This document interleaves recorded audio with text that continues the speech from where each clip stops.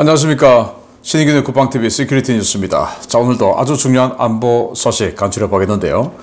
북한 이 물가가 지금 심상치 않다라는 소식이 들어와 있고요. 지금 1월 2가 없는데 심상치 않다는 게 문제죠. 그런 거 하고 그리고 여러분들 보도 많이 보셨겠지만 하마스의 최고 수장이죠. 야히와 시냐르. 이 시냐르가 죽었어요. 죽은 게 공식 확인되었습니다. 저는 뭐 사진하고 동영상 다 봤습니다만 너무 잔인해서 여기 보여드릴 수는 없고 확실하게 시냐르가 죽었습니다. 이제 앞으로 가자 지구가 어떻게 될 것인지 그리고 시냐르를 어떻게 제거했는지 말씀드리도록 하겠고요. 자, 우크라이나가 놀라운 발언을 했습니다. 나토 가입 안 되면 우리 핵무기 만들겠다. 우리는 몇 주면 만든다. 재료, 기술 다 가지고 있다. 이렇게 선언했는데 사실 이 우크라이나는 핵무기를 1800기나 가지고 있던 핵탄두 1800기를 1994년 부다페스트 조약에 의해서 이 핵무기 1800기를 반납한 그런 나라죠. 그래서 우리는 다시 하겠다. 그 핵무기가 있었으면 우리가 지금 이꼴을 당하겠냐 라는 건데 지금 나토가 큰일 났습니다. 보도록 하겠습니다. 전국적으로 추수가 거의 끝났고 러시아에서 식량도 반입되고 있다는 관측이 나오고 있는데도 북한 전국의 식량 가격이 하늘 무서운 줄 모르고 치솟고 있습니다. 북한의 올해 식량 작황이 예년보다 나아질 것이라는 관측에도 불구하고 실제 상황은 그렇지 않은 것 같습니다. 쌀과 옥수수 등 북한의 장마당 식량 가격이 천정부지로 치솟고 있으며 일부 지역에서는 역대 최고 기록을 갈아치우는 등 이상 징후가 식별되고 있는 정황이 북한 전문 매체들의 장마당 물가 조사 결과를 통해 확인되고 있습니다. 북한 전문 매체 데일리 NK의 10월 18일 보도에 따르면 지난 10월 13일 기준 평양의 장마당에서 쌀 1kg은 2주 전 6,400원보다 2% 오른 6,530원을 기록했습니다. 평안북도 신의주의 장마당에서도 2주 전 대비 1.5% 오른 6,580원이라는 높은 가격이 보고되었습니다. 양강도 해산에서는 1kg에 7,000원이라는 높은 가격이 역시 보고됐는데요. 이는 팬데믹 당시 지역 전체가 봉쇄돼 인육 사건이 벌어질 정도의 최악의 식량난에 시달렸던 21년 6월과 같은 수준입니다. 식량 가격 상승은 옥수수에서도 보고되었습니다. 평양에서는 1kg에 100원 오른 3,100원이 보고되었고 신의주는 3,120원, 해산 3,200원으로 두 지역 모두 3,000원대를 넘는 높은 가격대가 형성되었습니다. 이는 지난해 10월 중순 쌀 평균 가격이 5,033원, 옥수수 평균 가격이 2,683원이었던 것과 비교하면 매우 높은 가격인데요. 9월부터 시장에 햇 옥수수가 풀리기 시작했고 10월에는 추수가 이루어져 상당한 쌀이 생산되었음에도 곡물 가격은 떨어질 기미가 보이지 않고 있습니다. 가을이 되어 식량난이 해소될 것으로 기대했던 주민들의 분위기는 절망적입니다. 북한 당국은 수확된 식량을 통제된 창고에 보관하는 한편 창고와 수확 농장 현장에도 무장 군인들을 배치해 주민들이 떨어진 나달조차 주워가지 못하게 지키고 있습니다. 추수절 식량 공급 증가와 러시아 무기 수출 증가에 따른 식량 수입 증가를 기대했던 주민들은 전례 없이 치솟고 있는 식량 가격에 동요하고 있는데요. 도대체 올해 수확한 쌀과 옥수수들이 다 어디로 사라졌는지 모르겠습니다. 네, 우리나라는 지금 완전히 황금 들판해서 다 지금 추수하고 그러고 있죠. 그러면 지금 햇살이 나니까 당연히 쌀 가격 떨어져야 되죠. 그리고 우리보다 북한이 조금 더 추우니까 이 옥수수를 9월에 다 추수해서 이제 배분을 한답니다. 그러면 옥수수 수확한 지 얼마 안 되고 그리고 쌀 지금 수확했고 이러면 지금 이 10월은 그야말로 식량이 뭐 1년 중에서 제일 여유로운 그런 달이어야 되는데 이게 지난달보다 지금 더 오르고 있다라는 거고 북한이 평균 한 5,000원대의 쌀 가격 이렇게 돼야 되는데 지금은 6,500원 이 정도로 올라 있고 옥수수도 한 2,500원 이 선이 돼야 되는데 3,000원이 넘고 이런 상황이다. 그래서 올 10월에는 굉장히 여유롭겠다. 식량 가격이 낮아지겠다라고 기대를 했는데 오히려 더 높아지는 게 이게 도대체 왜 이러냐? 이런 건데 이 21년 6월 같은 경우에 양강도 해상 같은 경우는 식량이 너무 없어서 사람을 잡아먹는 뭐 이게 뭐 중국 그 고대 중국도 아니고 사람을 잡아먹는 이런 일도 여러 차례 보고가 됐답니다. 그 시절의 식량 가격과 비슷하다라는 건데, 그러면 지금 올해 유엔 식량 기구의 발표는 북한이 평년작이다 이렇게 발표를 했는데, 그럼 평년작, 그럼 평년 가격을 떼야 되죠. 그리고 지금 러시아에 파병하고 또 포탄 공급하고 하면서 식량, 연료 뭐 이런 것들 많이 들어올 거라는 거 누구나 판단할 수 있죠. 무기를 실어 나르기 위해서 갔던 기차, 그 기차가 뭐 빈손으로 오겠습니까? 거기다 뭔가 채워서 오겠죠. 식량일 가능성이 높고. 그런데 식량이 이렇게 부족하다. 이건 뭐냐? 지난 코로나 기간 중에 북한이 급기야는 군량미를 방출했죠. 지금 그래서 군량미를 채워넣는 그런 상황이 아니냐. 지금 김여정 또 김정은이 연일 우리 대남 비방 방송 하고 있고, 이 철길 폭파하고 방벽 세우고 이런 짓 하고 있지 않습니까? 그래서 이 대한민국과 또 헌법 개정에서 우리 완전히 적대 국가로 명시하고 뭐 이런 짓을 하고 있는데, 그러면 전쟁이 있을지 모르니까 군량미를 채워넣어야 된다. 이런 생각에서 지금 국민들이 이렇게 힘듦에도 불구하고 전쟁 준비를 위한 군량미 채워넣는 이 작업 때문에 지금 소비자 물가 올라가고 결국은 굶주리는 사람까지 생기게 되는 게 이게 도대체 나라냐라는 생각이 듭니다. 그런데 이런 와중에 자기네들은 이런 식으로 초호화 가든 파티 하고 있죠. 자, 이런 것들이 우리만 볼 수 있는 사진인데, 이런 것들이 전단지 등을 통해서 당신네들은 지금 굶어 죽고 있는데, 그래서 사람까지 양강도 자강도 이런 곳에서 사람까지 잡아먹고 있는데, 이 자들은 이런 식으로 초호화 가든 파티 하고 있다 라는 것들을 북한에 좀 알렸으면 좋겠다 라는 생각이 드네요. 자, 두 번째입니다. 가자지구에서 도주 생활을 계속하던 하마스 수장 야히와 시누아르가 사망했습니다. 지난해 10월 7일 이스라엘을 공격해 1200여 명을 죽이고 251명을 살해한 최악의 테러리스트의 최후는 폭사였습니다. 가자지구에서 1년 넘게 도주 생활을 이어가며 대이스라엘 투쟁을 지휘하다가 지난 7월 이스마일 하니에의 뒤를 이어 하마스 정치국장이 된 거물급 테러리스트 야히와 시누아르가 가자지구 남부 라파 인근의 텔 수탄에서 사살됐다고 이스라엘 정부가 10월 17일 공식 발표했습니다. 신출 규모라던 시누아르를 잡은 것은 최정예 특수부대가 아닌 분대장 후보생들이었는데요. 제828 비슬라크 여단의 분대장 실습조는 10월 16일 오전 10시 텔 수탄 주택가 수색작전을 진행하던 중 거동 수상자 3명을 확인했습니다. 이들은 곧바로 드론을 띄워 이들을 추적하는 한편 전차 지원을 요청했는데요. 드론 추적으로 거동 수상자들의 은신 가옥이 확인되자 이들은 가옥을 포위하고 집중 사격을 가했습니다. 거수자들은 창밖으로 수류탄을 던지는가 하면 총을 난사하며 이스라엘군의 접근을 막았는데요. 이 중 한 인물은 이스라엘군의 드론이 접근하자 나무 막대기를 주워 휘두르는 등 필사적으로 저항했습니다. 지원 요청을 받고 출동한 메르카바 전차 2대는 거수자들이 저항하고 있는 건물에 전차포 사격을 가했는데요. 2발의 전차포탄이 건물 2층에 장렬한 직후 이들은 저항을 멈추고 침묵했습니다. 이스라엘군은 다음 날인 17일 아침 해당 건물에 대한 수색작전을 진행했는데요. 이곳에서 발견된 3명의 시신 가운데 1명이 시누아르와 놀랍도록 닮은 것을 확인한 분대장 후보생 중 1명이 영상을 촬영해 상부에 보고했습니다. 이스라엘군은 곧바로 감식반을 투입해 사망자의 손가락을 잘라 유전자 감식을 실시한 결과 해당 시신이 시누아르라는 것을 확인했습니다. 사살된 시누아르의 시신에서는 사탄과 유엔 팔레스타인 난민기구 직원 신분증, 약 4만 세켈 한국 돈 1,500만 원 정도의 현금, 여러 개의 위조 신분증이 발견됐는데요. 해당 신분증은 진짜 주인은 이미 라파를 통해 이집트로 탈출한 교사였습니다. 이스라엘은 시누아르의 시신을 이스라엘로 옮기고 가자지구 전역에 시누아르 사망 사실을 대대적으로 알리고 있는데요. 인류 최악의 테러리스트 중 하나로 기록될 야히와 시누아르의 비참한 최후가 다른 테러리스트들의 저항의지 소멸로 이어지기를 바랍니다.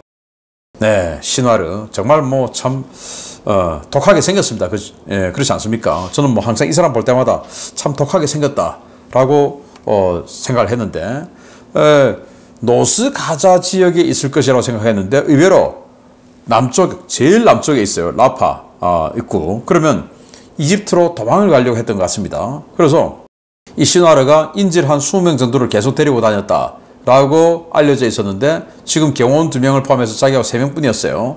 그 말은 인질은 다 죽였다라는 겁니다. 왜? 도망가야 되는데 인질 20명 데리고 다니려면 안 되는 거죠. 그래서 인질들 다 죽여버리고 이렇게 이집트로 도망가려고 하다가 정말 우연히도 분대장 후보생들, 그러니까 병사에서 분대장 되는 그 교육생들, 니들 뭐 수색작전 한번 오늘 실습이야 하고 했는데 거수자가 후다닥 도망가는 것을 보고 뭐야?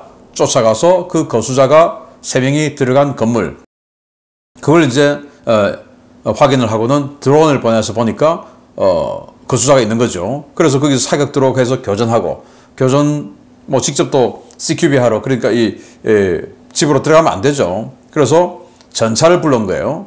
그래서 메르카바 전차 2대가 포위를 하고는 전차포 2방을 지금 대응 사격하고 있는 2층에다가 쏴버린 겁니다. 그렇게 해서 이제 침묵시켰는데, 그리고 드론을 통해서 집어넣어서 확인해 보니까 처음 드론 들어갔을 때는 경호원 2명은 이미 죽어 있고 소파에 1명이 앉아 있었는데 바로 이 사람입니다. 이게 지금 시나리오예요. 그래서 이 앞에 지금 이 드론이 지금 안으로 들어간 겁니다. 지금 집 안으로 들어갔어요. 2층입니다. 그래서 이 앞에 시신 2구가 있어요. 경호원이 먼저 죽고, 이 시나리오는 여기에 지금 소파에 앉아 있습니다. 아마 좀 거동이 힘든 상태였던 것 같아요. 전차포의 파편에 의해서. 그래서 나무 막대기를 집어 던져요. 드론 떨어뜨리려고. 그런데 드론 안 맞았어요. 뭐 이렇게 해서 또 재차 제압 사격을 했겠죠. 그래서 이제 제거를 했는데 뭐 그 사진 찍은 거 보면 딱 봐도 누가 봐도 시나르입니다. 그런데 여기도 한 방 맞아서 뭐 함몰돼 있고 무릎 쪽에 또 큰 상처가 있고 뭐 그렇더라고요. 그래서 여권을 보니까 다른 사람 여권입니다. 유엔 팔레스타인 난민 지원 기구 소속의 교사, 이미 지금 이집트로 나가 있는 사람인데 그 사람은 여권 가지고 있고 현금 이거 외에도 더 있습니다. 4만 세켈, 우리 돈으로 한 1,500만 원 뭐 등등 해서 이런 그 유류품을 가지고 있었고, 그래서 이 사람 시나리오 같은데요 하고 보고를 하니까, 그러면 시나리오가 과거에 이제 테러해서 80년대부터 잡혀 들어갔던 적이 있으니까 시누아르의 유전자 정보가 다 있죠. 그러면 유전자 정보 확인할 수 있는 자료를 보내봐 해서 그 분대장 후보생들이 손가락을 하나 자른 겁니다. 그래서 보냈어요. 확인해 보니까 유전자 정보 일치한 겁니다. 뭐 사진 딱 봐도 그냥 시누아르인데, 자, 이 시누아르는 어떤 사람이냐? 1962년생입니다. 칸 유니스에서 태어났고요. 가자지구의 이슬람 대학교를 졸업했고 82년에 테러 혐의로 첫 번째로 투옥했습니다. 이때 이스라엘군 2명을 죽였어요. 그래서 교도소에 들어갔는데 이때 적을 알고 나를 알자 해서 적을 알기 위해서 히브리어, 그리고 히브리 역사, 그러니까 이스라엘 역사, 이걸 공부한 거예요. 지피지기 하려고. 자, 그래서 통달하고, 그리고는 뭐 그 이후에 이스라엘 민간인 군인 다수 살해했죠. 그러면서 혹시나 이 조직 내에서 내부 밀고자가 있고 뭐 하면 참수 살해를 지시하고, 이번에도 인질들 데리고 다니는 사람들 중에서 쟤 죽여 뭐 이런 명령을 직접 내렸다고 합니다. 그리고 알-아크사 홍수작전을 기획했죠. 그때 이제 감옥에 있을 때 감옥의 교도관이 이렇게 물었답니다. 너가 이렇게 테러해서 사람 몇 명 죽이고, 그리고 그 후가로 지금 이스라엘군이 가자 지구에 폭격하고 해서 가자 주민 10,000명이 죽었는데, 너가 이스라엘 군인 2명 죽인 것 때문에 가자 주민이 10,000명이 죽었는데 이게 정말 가치 있는 일이냐? 라고 교도관이 물어보니까 10만 명이 죽어도 가치가 있다. 이렇게 대답을 했다는 겁니다. 완전히 뭐 희한한 사람이죠. 이 사람이 드디어 죽었습니다. 7월 달부터 한이의 뒤를 이어서 최고 수장이 됐는데, 이제 오늘부터 뭔가 좀 이 가자 지구의 하마스의 투쟁에 뭔가 좀 변곡점이 생기겠죠. 아무쪼록 좋은 결과가 있기를 바랍니다. 전쟁 종식으로 가는 그 결과가 있기를 바랍니다. 자, 테러범의 최후는 행복해서는 안 되겠죠. 네, 뭐 테러범으로서는 바람직한 그런 최후가 아닌가라고 생각하고, 안타까운 것은 그가 끌고 다니던 인질 20명이 다 죽었을 가능성이 아주 높다. 이게 정말 안타깝습니다. 세 번째입니다. 보로디미르 젤렌스키 우크라이나 대통령이 의회에서 발표했던 승리 계획이 일부 고위 관료들의 반대로 모든 내용이 공개되지 않았다는 소식 전해드린 바 있습니다.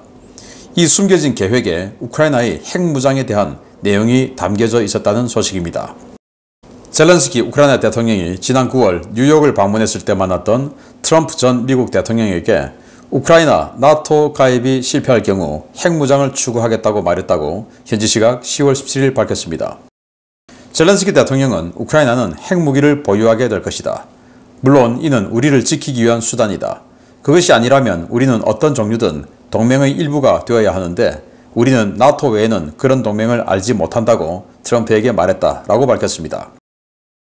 그는 트럼프 전 대통령은 내 말을 듣고 그것이 공정한 주장이라고 말했다 라며 우크라이나의 나토 가입 실패 시 핵무장 추구에 트럼프 전 대통령도 긍정적인 반응을 보였다고 주장했습니다. 젤렌스키 대통령은 논란이 커지자 몇 시간 만에 입장을 바꿨습니다. 그는 마크 리터 나토 사무총장과 만난 자리에서 그 발언은 우크라이나가 부다페스트 각서에 따라 효과적인 안보 보호 조치를 받지 못했다는 점을 설명하기 위한 차원이었다 라고 해명했습니다. 그는 우리는 1994년 협정에 따라 미국과 영국, 러시아로부터 안보 보장을 받는 대가로 스스로 핵 방어 능력을 포기했지만 핵무기를 유지한 다른 강대국들은 우크라이나처럼 전쟁으로 인해 고통받은 적이 없다 라고 말했습니다. 그는 우리는 핵무기 추구보다는 나토 가입을 선택하겠다 라고 재차 강조했는데요. 젤렌스키 대통령의 이 같은 발언은 우크라이나의 나토 가입이 실패할 경우 자체적인 핵무장을 통해 러시아에 대한 최소 억제력을 갖겠다는 의지로 풀이되고 있습니다. 현재 우크라이나는 러시아에 점령돼 콜드 셧다운 상태에 들어간 자포리자 원전을 제외하고도 흐멜리츠키와 리브네, 유즈누크리안스크 등의 각각 2기와 4기, 3기의 가압 경수형 원자로 VVER, V벌을 가동 중인데요. 이와 별개로 키이우와 하르키우에 연구용 원자로를 두고 있고 자체 우라늄 광산과 사용 후 핵연료 저장 시설을 가지고 있습니다. 젤렌스키 대통령의 말처럼 우크라이나가 나토 가입에 실패하고 미국에서 정권 교체가 이루어질 경우 우크라이나 정권이 생존하기 위해서는 핵무장 외에는 다른 방법이 없어 보이는데요. 과연 우크라이나가 핵무장이라는 레드라인을 넘어갈지 지켜봐야겠습니다. 네, 승리 계획의 핵심이 바로 핵무장이었던 겁니다.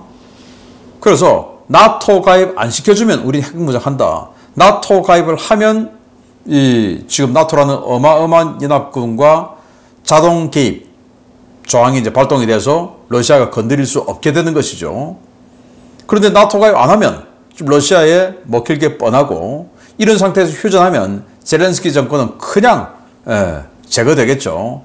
실각하고 그리고는 러시아에 끌려가서 비참한 처우를 당할 가능성이 아주 높죠. 그러면 그와 정권의 안보를 위해서라도 큰 결심을 한다라는 건데 그게 바로 핵무장이었던 거예요. 자, 소련이 멸망하고 소련이 여러 국가로 분리독립이 되었죠. 그 중에서 4개의 국가가 핵무기를 가지게 되었던 겁니다. 먼저 러시아, 그리고 이 우크라이나, 카자흐스탄, 벨라루스 이 4개의 국가가 핵무기를 가지게 되었어요. 속지주의 원칙에 따라서 소련이 멸망하던 1991년 12월 24일 그 날 기준으로 자기 영토에 있는 모든 자산은 그 독립국가의 소유가 된 겁니다. 그래서 이 4개 국가의 핵무기가 있었던 거예요. 러시아는 그런데 소련의 정통성을 이어받기로 했으니까 일단 제외하고 그럼 러시아 제외하고는 우크라이나, 카자흐스탄, 벨라루스 그래서 우크라이나에 대해서는 부다페스트 이 안전보장 각서를 통해서 미국, 영국이 안전보장을 해주기로 한 겁니다. 그리고 러시아는 우리도 안전보장 해준다. 당시 대통령이 옐친이었기 때문에 당연히 해주죠. 이 사람은 지금 이 푸틴하고는 전혀 다른 사람이니까. 그리고 또 이 94년은 러시아는 제대로 국가가 존립되기도 힘든 이런 모라토리움 상태였죠. 그러니까 우리가 무슨 우크라이나를 공격해 해서 서방의 경제 지원을 받기로 하고 그들이 가지고 있던 1800기의 핵탄두를 러시아 줬습니다. 그래서 러시아가 그 핵탄두 해체를 했습니다. 그리고 항공모함 등등 그들이 가지고 있던 전략자산, 이 흑해함대에 여러 자산들이 있지 않았겠습니까? 핵잠수함을 비롯해서 그거 전부 러시아 줬습니다. 그런데 그 후가가 이거다. 그러면 우리는 해야 되지 않냐. 그래서 이 비공개 회의에서 우크라이나 고위 관료가 이렇게 얘기했대요. 몇 주면 우리는 핵무기 만든다. 우리는 재료, 기술 다 있다. 라고 이야기한 것이 지금 일파만파 퍼지고 있는데, 우크라이나에 지금 4개 원자력 발전소가 있죠. 지금 이 자포리자 원전 같은 경우는 러시아가 지배하고 있고, 나머지 3개 원자력 발전소, 그리고 사용 핵 연료 저장소 등이 있는데, 이 플루토늄 재처리 시설이 없어요. 그런데 재처리 시설을 만들어야 되죠. 그게 있어야 플루토늄을 추출하는데, 그리고 또 우라늄 농축 시설이 없어요. 다 경수로인데 이제 수입해서 쓰죠. 그럼 어떻게 하냐? 어쩌면 이 전쟁 시작과 함께 젤렌스키 정권이 비밀리에 그 원료를 확보했을 수 있죠. 그러니까 우리 재료 다 있다라고 한 거 아니겠습니까? 핵무기를 보유했던 전략이 있기 때문에 당연히 기술 다 있겠죠. 그리고 그들이 원자력 발전소를 이렇게 운영하고 건설하고 하는 기술이 다 있으니까. 자, 이렇게 되면 이제 나토에 가입을 하지 않은 상태에서 핵무기를 가지게 된다? 그러면 이 핵무기가 정권의 성향에 따라서 나토를 또 향하는 그런 무기가 될 수 있죠. 당연히 제재를 해야 되는데, 지금 뭐 대한민국처럼 지금 잘 사는 나라가 제재 받으면 치명상을 입는데, 우크라이나는 지금 어차피 지금 힘든 상황이에요.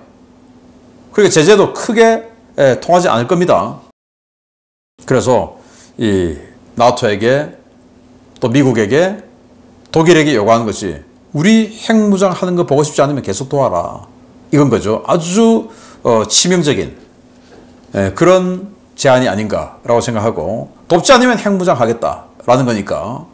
자, 지금 뭐 이제 그만뒀겠다라고 하고 있는 독일, 그리고 미국 대선에서 트럼프 후보가 당선된다면 바로 휴전시키겠다 하는 이런 이 나토 2강의 이런 입장이 있어서 우크라이나 지금 굉장히 위태로운 상황이었는데, 핵무기 개발하겠다.